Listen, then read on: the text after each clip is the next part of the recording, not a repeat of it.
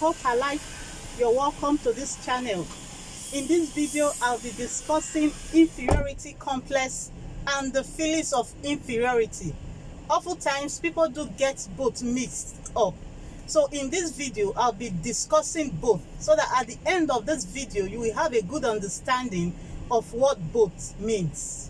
I am Adesua Gbenga Adeyemi. I'm a medical laboratory scientist, and on this channel, I post inspirational videos to inspire your hope for now and the future. The feeling of inferiority. What are the feelings of inferiority? According to Adler's theory, the feeling of inferiority are those universal human feelings of incompleteness, smallness, weakness, ignorance, and dependency, which begins from infancy or early childhood and continues all through adulthood. And during the time of growth, these feelings either increases or decreases depending on the type of upbringing one is experiencing. Now, let me explain that definition. The feelings of inferiorities are worldwide feeling. That is, every human on earth do get the feelings of inferiority. It means it is inbuilt in humans. And it begins from infancy. That's because it is inbuilt in human. Even infants do have the feelings of inferiority. And these feelings either increases or decreases throughout the stages of life, depending on our exposure and the type of upbringing that we are exposed to. Now, the feelings of inferiorities are, according to the definition of Adler's theory, the feelings of inferiority are feelings of incompleteness, feelings of smallness, feelings of weaknesses, feelings of ignorance, and feelings of dependency. I'll be explaining this feeling. It is the feeling of incompleteness that will make a man suddenly sit one day and begin to wonder to himself and ask himself that, why is it that at this age I am still single? Why am I not married when all my friends, even those that are older than, they are all married? I need a woman in my life. I need to start having kids. I'm not getting younger anymore. Now, it is the feeling of incompleteness that is making him think that way.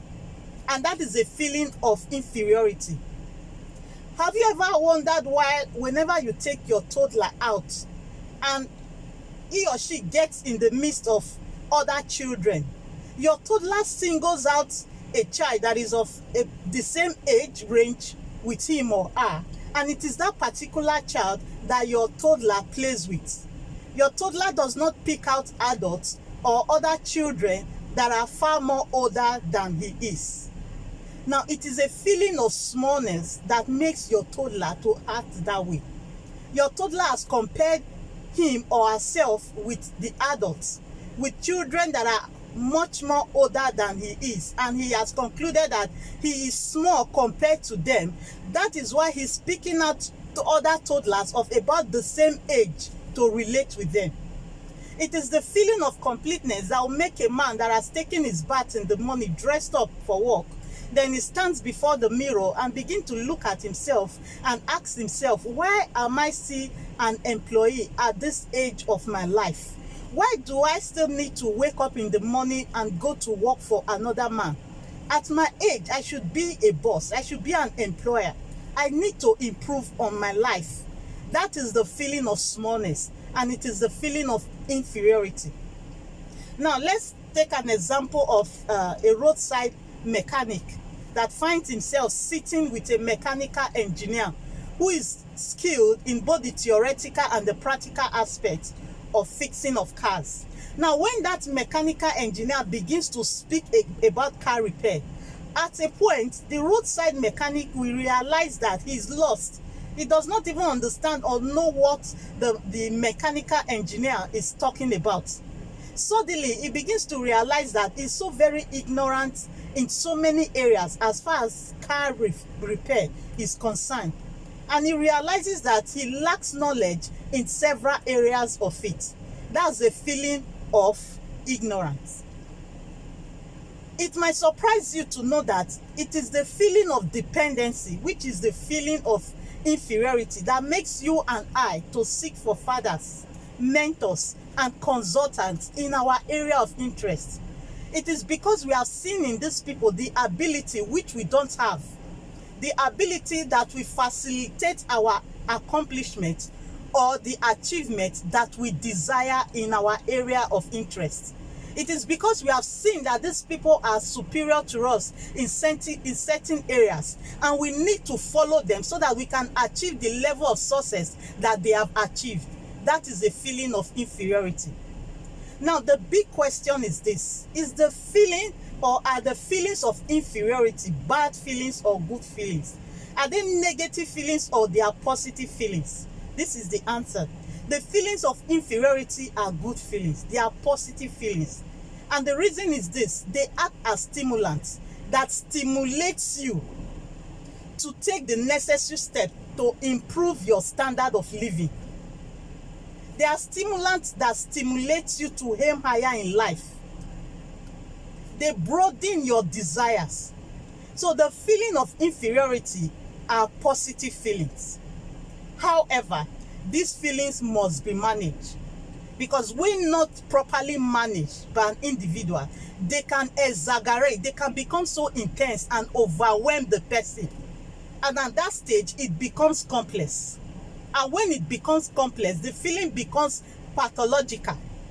And at that stage, it is referred to as inferiority complex. Now, that takes us to what is inferiority complex. Inferiority complex is an intense personal feeling of inadequacy, which often results in an individual believing that in some way he or she is deficient or inferior to others. This feeling of inferiority manifests in adulthood. Children don't exhibit the feeling of inferiority complex.